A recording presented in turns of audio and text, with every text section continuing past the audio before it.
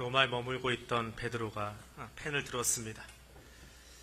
습한 바람이 밀려오면 구름이 끼고 곧 비를 쏟아놓는 것처럼 로마의 네로 황제가 로마에 일궜던 대화재를 그리스도인의 소행이라고 몰고 가고 있다는 소식이 들립니다.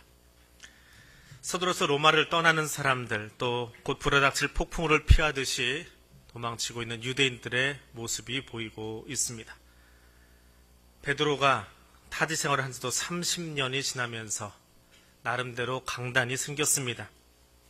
하지만 로마 전역에 불어닥칠 박해의 광풍을 생각하면 이제 막 예수 신앙을 가지고 사는 사람들에게 눈과 마음을 줄 수밖에 없었습니다. 내려가 기독교를 향해서 가진 적의는 상상을 초월했고, 그래서 소아시아에 살고 있던 그리스도인들은 여러 가지 애매한 고난을 겪고 있었습니다. 드러내놓고 그리스도인이라고 밝히기 어려운 성도들은 경제적으로 또 사회적으로 불이익을 감수할 수밖에 없었습니다. 나그네로 산다라고 하는 것이 그런 것입니다. 베드로는 어부의 집이라 불리는 갈릴리 벳세다에서 살았습니다. 새벽녘이면 바다로 나서는 배들의 모습이 장관을 이룹니다. 그물을 올리고 또 사람을 찾는 소리로 동네가 북적였습니다. 만선을 기대하며 어부들은 하나씩 둘씩 바다로 빠져나갔습니다. 베드로, 아직은 이름이 시몬인 그 사람은 형제 안드레와 바다에 그물을 내리고 있었습니다. 바다에서 태어나 자라난 형제는 아버지 요한의 가풍을 이어받아서 어업에 종사했습니다. 가정을 이룬 시몬은 아버지처럼 뱃일에 익숙했고, 그 일을 통해서 돈을 벌고 근사한 집을 짓고 소박한 꿈을 가지고 사는 것처럼 보였습니다. 그런데 바다에서 불어오는 비린내보다는 시몬의 가슴은 늘 무언가로 꿈틀거렸습니다. 시몬의 가슴 안쪽에 들고 다니는 칼이 그것을 말해 주었습니다. 바다로 나가서 그물을 던지고 있는 시몬과 안드레에게 예수님이 찾아오신 것이 그 무렵입니다. 모두가 물질에 여념이 없던 시간에 예수님은 시몬과 안드레에게 내가 너희로 사람을 낚는 어부가 되게 하겠다 말을 건네십니다. 무엇이 꿈틀거렸을까요? 낯선 청년의 말 한마디에 시몬과 안드레는 망설이지 않았습니다. 어쩌면 예전부터 그런 삶을 원했는지도 모르겠습니다. 두 사람은 곧 그물을 버렸습니다. 손에 익숙한 물고기가 끌려오는 그 손맛을 뒤로 하고 가슴의 열정을 따라가기 시작했습니다. 등판으로는 식은땀이 흘러내립니다. 갈릴리 바다를 건너오는 바람은 거대한 광풍처럼 시몬의 가슴을 때렸습니다. 그렇게 떠나겠냐고 묻고 있습니다. 그런데 시몬은 망설이지 않았습니다. 지금이 아니면 안 될 것 같았습니다.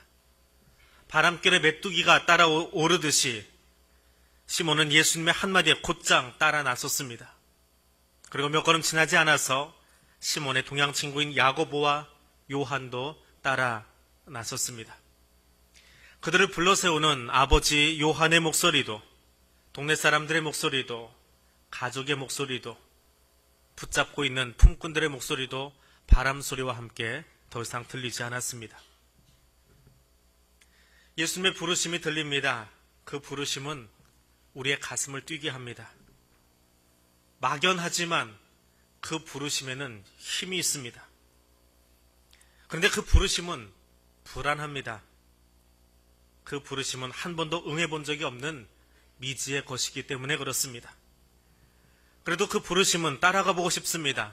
가슴에 품은 칼보다 배와 가정과 품꾼들로 가득한 삶이 보장해주는 미래보다 더한 꿈틀거림이 그 안에 있기 때문에 그렇습니다. 그것은 예수님의 부르심 외에는 이유가 될 수 없습니다. 오늘도 그 예수님의 부르심이 우리 귀에 들리고 있습니다. 시몬이 살던 갈릴리 주변은 다양한 사람들로 모여 있었습니다. 유대인, 헬라인, 수리아인, 아랍인, 베니게인, 그리고 로마의 군인과 관리들도 살았습니다. 물고기를 잡아 팔면서 로마의 관리들과 세리들하고도 친숙하게 지냈습니다. 때로는 바다 건너편 수리아 사람들과 거래하면서 시몬은 더 넓은 세계를 동경했습니다. 그래서 예수님의 제자 가운데에 세리였던 마태가 있어도, 빌립 같은 헬라파 제자가 있어도 곧잘 어울릴 수 있었습니다. 시몬은 사람과의 관계뿐만이 아니라 이미 세례자 요한의 제자로 경건과 신앙의 훈련도 쌓고 있었습니다. 다양한 사람들을 만났던 시몬은 그들의 부패함과 혼탁함을 세례자 요한의 메시지 속에서 찾아가고 있었습니다. 그런데 예수는 그 이상이었습니다. 단지 부패함과 혼탁함으로부터 정결을 외치기만 하는 분은 아니었기 때문에 그렇습니다. 어느 날 나병 환자와 이야기를 나누던 예수님은 그 나병 환자들의 몸에 손을 대시는 것을 보았습니다. 시몬이 알고 있는 유대 율법에는 부정함 근처에만 가도 그 부정함이 옮겨온다고 적고 있습니다. 그래서 바쁘게 평토장해버린 무덤을 자칫 모르고 밟고 지나가다가 그 안에 덮어진 시신이 꿈틀하고 자기 발목을 걷어채면 그 부정함 때문에 몇 날 며칠을 정결례를 치러야 되었던 그런 경험도 있습니다. 그런데 예수님은 부정한 자 중에 부정한 사람이라고 일컫는 나병 환자의 몸에 손을 대었습니다.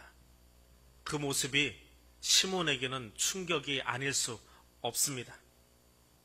그리고 더 큰 충격은 예수가 그럼에도 불구하고 나병에 걸리지 않았다는 사실입니다. 게다가 예수께서 내가 원하노니 깨끗함을 받으라 말씀하시는 순간에 곧 나병이 그에게서 떠나갔습니다. 예수가 부정해진 것이 아니라 나병 환자가 천벌받은 그 사람이 깨끗해졌습니다. 다음 날은 중풍병자가, 다음 날은 손 마른 사람이, 다음 날은 귀신 들린 사람이 나왔습니다. 시몬의 눈에는 매일매일 스승과 겪는 일들이 낯설고 두렵기만 했습니다. 파도를 잠잠케 하고 무리를 걸어오는 예수를 볼 때는 심장이 멎는 것 같았습니다. 평생 바다에서 물질을 하면서 살았던 사람이기에 그 바다를, 그 예수를 이해하기가 힘들었습니다. 그리고 그런 스승이 벳세다에서 시각장애인의 눈을 뜨게 하신 뒤에 가이사랴 빌립보를 지나가면서 물어보십니다. 너희는 나를 누구라고 하느냐? 그때 시몬은 주체할 수 없는 고백을 터뜨리고 맙니다. 주는 그리스도십니다. 주는 메시아이십니다. 순간 시몬은 자신이 지금 입 밖으로 내뱉고 있는 그 말이 어떤 의미인지 분명히 깨닫지도 못했습니다. 예수님께서 물어보십니다. 너는 나를 누구라고 하느냐? 이야기가 필요합니다. 예수의 음성을 듣기도 하지만, 성경을 읽기도 하지만, 숱한 설교를 듣기도 하지만 이제는 내가 예수를 향하여 이야기할 차례입니다. 예수님은 끊임없이 오늘 내게 물으십니다. 너는 나를 누구라고 하느냐? 물어오십니다. 그리고 거기에 대한 고백은, 거기에 대한 답은 나의 인생을 바꾸는 고백으로 이어집니다. 사람들이 예수를 어떻게 생각하는지, 사람들이 예수를 어떻게 고백하는지 그것은 아무 상관없습니다. 내가 고백하지 않으면, 나의 고백이 없으면 아무 유익이 없습니다. 교회를 첫날이고 만날이고 드나들어도 예수에 대한 고백이 없으면 그 예수는 나와 아무 상관이 없습니다.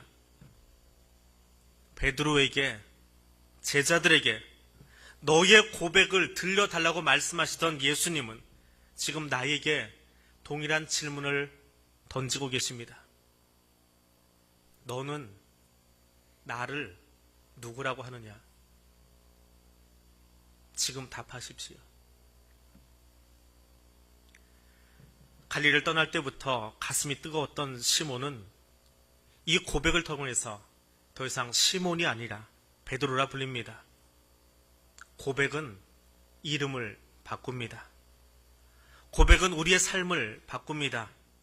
그리고 바뀐 그 이름은 이름값 하기를 요청합니다. 예수님이 일주일이 지나서 베드로와 야고보와 요한을 데리시고 높은 산에 올라가셨습니다. 그날 산 위에서 경험한 예수의 변화된 모습과 나눔은 베드로의 삶을 흔들어댔습니다. 폭풍우 속에서 흔들리던 배보다 더 크게 베드로의 마음을 흔들었습니다. 배를 타면 멀미만 하지만 베드로는 자기가 무슨 말을 하는지도 알지 못한 채 그 산 위에 집을 짓고 살자고 예수님께 이야기했던 것을 평생 기억합니다. 그럼 베드로에게 예수님이 이야기하십니다. 인자가 사람들의 손에 넘겨져 죽임을 당하리라 말씀하십니다. 메시아라고 그리스도라고 고백을 받으셨던 그분이 이스라엘의 선지자여 최고의 지도자인 모세와 엘리야와 함께 산 위에 변형되어 나타나셨던 그분이 초라하게도 비참하게도 사람들의 손에 팔려서 죽게 된다라고 말씀하십니다. 말이 안 되는 일이지요. 변화산 위에서 또 산을 내려서 갈릴리로 가시던 예수의 이야기가 베드로의 머릿속에서 정리가 되지 않습니다. 그 정리되지 않은 이야기의 파편들 때문에 다른 제자들도 예수님께 겁이 나서 어떤 질문도 던지지 못하고 있었습니다. 도리어 이해되지 않는 뒤숭숭한 머릿속에서 나온 부탁은 베드로만큼이나 성질 급한 야고보와 요한이 주의 영광 중에 하나는 우편에 하나는 좌편에 앉게 해달라고 이야기했다가 묻 제자들에게 아주 따뜻한 은총을 한가득 선물로 받게 되는 일이 벌어졌습니다. 변화산에서 예루살렘으로 가는 그 길은 제자들에게는 혼돈 그 자체였습니다. 그 혼돈의 절정은 예수가 십자가에 못 박히시던 날, 그날 일어났습니다. 예수의 십자가는 나에게 어떤 의미입니까? 메시아이신 예수님, 왕으로 오신 그분이 십자가에 못 박히신 일은 오늘 나와 무슨 상관이 있습니까? 두려움에 베드로는 대사장의 뜰에서 나는 알지도 못하고 깨닫지도 못합니다 외치고는 울면서 갈릴리로 도망치듯 길을 나섭니다. 영광을 취하고 싶지만, 내 이름 석자 남기고 싶지만, 주보에도 요람에도 내 이름은 남기고 싶지만 십자가 지는 일에는 울면서 도망가 버리고 싶은 나의 모습입니다. 나의 십자가를 지고 있으십니까? 멋있는 명찰이 아니라, 멋있는 견장이 아니라 예수 십자가가 지금 내 어깨 위에 있으십니까? 십자가를, 그 예수를 외면하고 도망간 베드로를 주님이 찾아오셨습니다. 사도 요한만 기록한 베드로와 예수의 재회 모임은 예수의 사랑 외에는 풀 수 없는 이야기입니다. 아니, 그것은 베드로를 다시 갈릴리 밖으로 내모시는 힘이었습니다. 이제 30년 가까이 외지로 돌아다니며 갈릴리 해변에 찾아와서 자신을 위해 생선을 구워주시던 부활하신 예수님을 증거하지 않으면 안 될 힘을 그 자리에서 불어넣어 주셨습니다. 베드로 가슴에 품었던 칼을 녹이 슬었습니다. 그러나 갈릴리로 찾아오신 예수의 사랑의 발걸음은 베드로의 가슴만이 아니라 어두운 데를 비추는 등불과 같이 밝게 빛났습니다. 말고의 귀를 내리치던 칼은 부러졌습니다. 예수의 손이 말고의 귀를 고치는 그 순간부터 베드로의 품에 있던 칼은 더 이상 의미가 없어졌습니다. 도리어 예수의 손을 못 박았던, 그리고 거기에 묶어놓기 못했던 그 힘을 사망의 힘을 예수가 이기신 후에 베드로도 다시 일어났습니다. 빌립을 도와서 사마리아 전도를 시작하고 요빠와 가이사랴에 예수의 십자가 복음을 전했습니다. 자신의 의지보다 더 강력한 성령의 힘으로 바울보다도 먼저 이방인 전도에 나서서 이달리아대의 백부장인 고넬료를 만나고 세례를 주기까지 했습니다.